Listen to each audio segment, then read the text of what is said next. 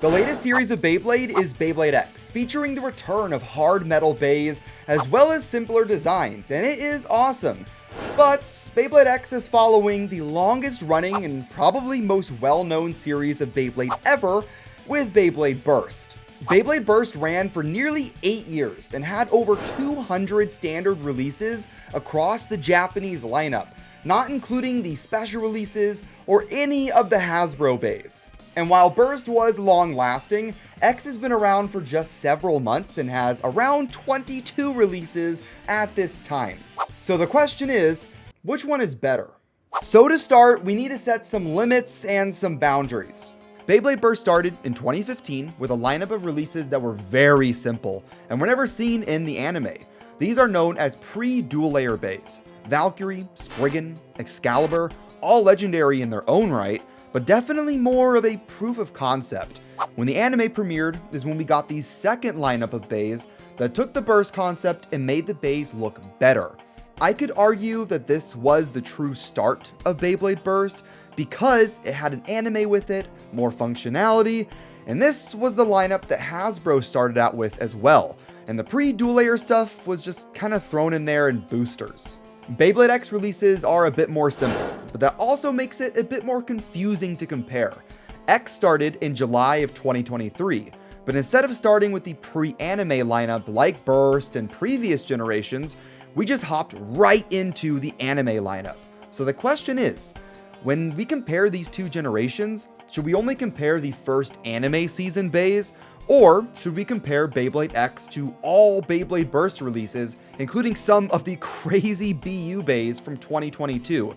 I think we should do a Season 1 versus Season 1, but we'll talk about the future Beyblade Burst releases a little bit later. Let's talk Beyblade X versus Dual Layer Beyblade Burst, both of which are the first anime season bays, both feature 3 distinct parts, and both show so much promise of what's to come. Every series of bursts got more complex and the bays got bigger and heavier, so I'd argue that Dual Layer were some of the most quick moving burst bays as well. For a battle of designs, this one is very up to personal preference. Some think that Dual Layer Burst is kind of ugly and gaudy, some think they're classic. Some people think X is way too simple and boring, others say it's a great back to basic steps with a promising future. X really seems to be caring more about the gameplay in terms of its shape. Dran Sword is 3-blade smash attack, Shark Edge is 2-bladed upper attack, and that's major boom or bust. While the shapes are great, I can definitely see why some people would think the lack of detail and color and even stickers would be a negative. I think I give the edge to Burst here. Burst had such a great use of colors and a uniqueness of designs, although my feelings on that change a lot over time. I also argue that Burst discs and drivers look more unique than X's ratchets and bits, but it's still really early on, and I'm very hyped to see the future of Beyblade X in the coming months. I mean, look at Phoenix Wing. That looks incredible. If you guys are interested in Beyblade X and you want to pick some of them up, I highly recommend you check out Mall of Toys. They have some of the upcoming bays up for pre-order right now, like Phoenix Wing, which looks to be the best X bay yet, in my opinion. They also have a bunch of other X bays as well, like Dran Dagger, Hell's Chain, the Shark Edge random booster, just a ton. So go and check them out, links in the description down below, or you can scan the QR code, and make sure to use code ILLINOOK to get 5% off of your first purchase. During battles, burst bays have 3 different outcomes: spin finish, over finish, and a burst finish. Over time, one of those finishes became way less common, but I'll talk about that later. Meanwhile, for X, there's one extra with an extreme finish, which is basically a rarer and cooler over finish. For the stadiums, the initial burst stadium was very simple, very similar to previous generations, but with a cover to make sure the parts don't fly everywhere. This stadium is a classic, and easily the best burst stadium ever released. Simple doesn't mean bad. If it works, it works. The X Stadium has added a very distinct difference with the Extreme line.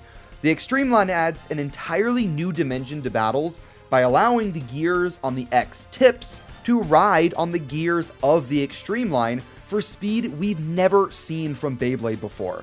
I don't really think it's hard to decide a winner here. While OG Burst was great, I think X takes it here, because the metal contact points cause really exciting and massive contact, the extreme line gimmick delivers hits to the middle of the stadium, and the rules of the game really favor attack types. It overall makes the battle so much more fun to watch and to play, and some of the best X combos right now aren't even attack types, so strategy is still part of the game. For battles, I think X easily wins. Now let's talk about the later seasons of Beyblade Burst. I personally don't think it's 100% fair to compare year 1 of X to year 5 or 6 of Beyblade Burst. One is brand new, and the other already has hundreds of different parts and several anime seasons, etc. However, a lot of you guys may not have been around for early Burst. Some of you may have started with GT or Sparking just a few years ago, or maybe even got into Beyblade right before X came out. Comparing later Burst to Beyblade X makes it a lot more complicated. Over the years, Burst expanded its customization heavily. It went from 3 parts at the beginning to 5 or more at the end. Bays also got much more extreme in their weight, size, and designs. I believe Season 2 of Burst, or Evolution, was my personal peak for Burst and design, but there are many gems in later seasons as well, many of which I would even display on a shelf. However, because these bays got heavier and crazier in design, I just had less and less fun battling them. Over time, many bays had gimmicks that made them harder and harder to burst, which kind of goes against the entire point of the series. In terms of customization, yeah, there was a ton of parts, a ton of combos, and a lot of releases.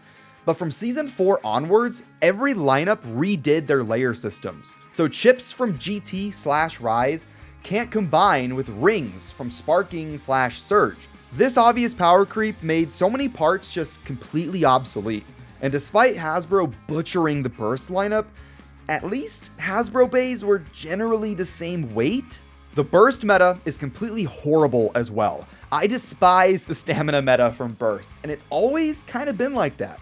Look at tournament videos throughout the years, from the original 2 Death Scythers needing to be banned for being so good, to Spriggan Requiem and Maximum Garuda being banned for the same reason, friggin' Perfect Phoenix being overpowered.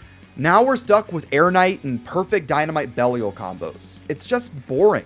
And I don't think that using the most round and balanced Beyblade to outspin your opponent is strategy either.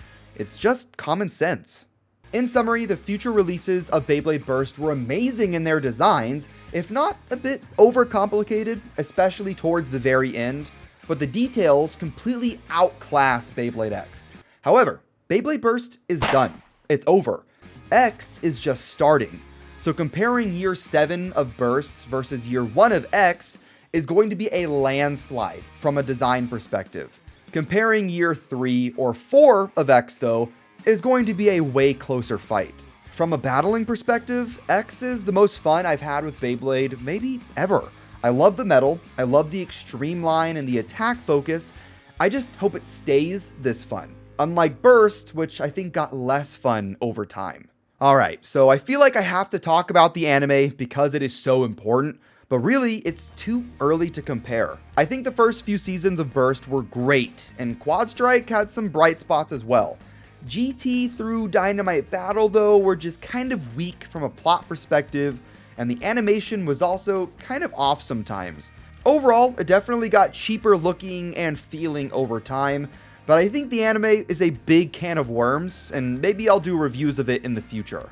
Now for X. I've been both supportive and critical of the anime. I think the ideas and characters are great, but sometimes the animation just leaves a lot to be desired. I have probably way too high of expectations, but as of right now, it's fine. It's okay. But we really don't have that many episodes out to talk about at this point.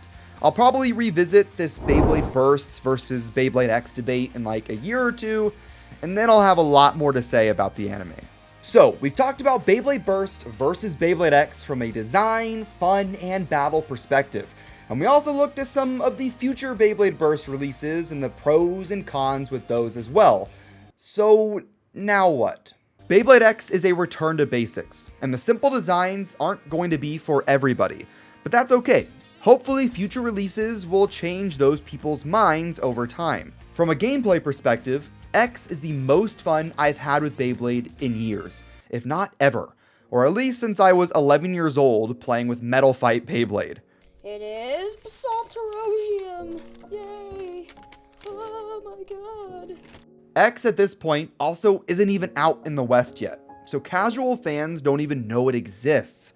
If Hasbro does Beyblade X well and gives it the treatment it deserves, like it's said to be in press releases, we could be looking at another long-lasting and beloved Beyblade generation, and I couldn't be more hyped.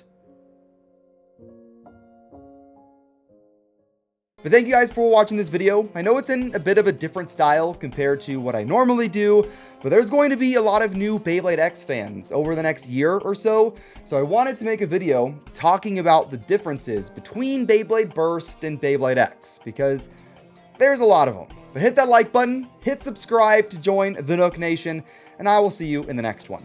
Have fun, and bay away.